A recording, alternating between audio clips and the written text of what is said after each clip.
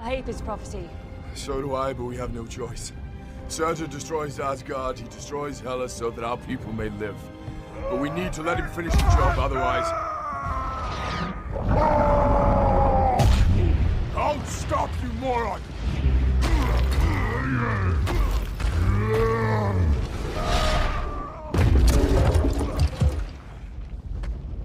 Oh, just for once in your life, don't smash!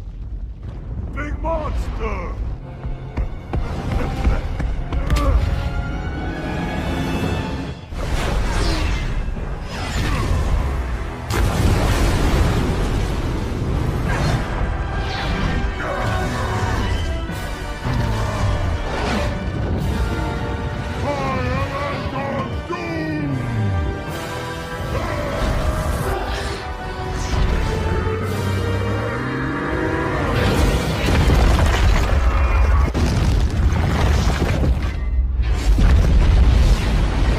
Fatality.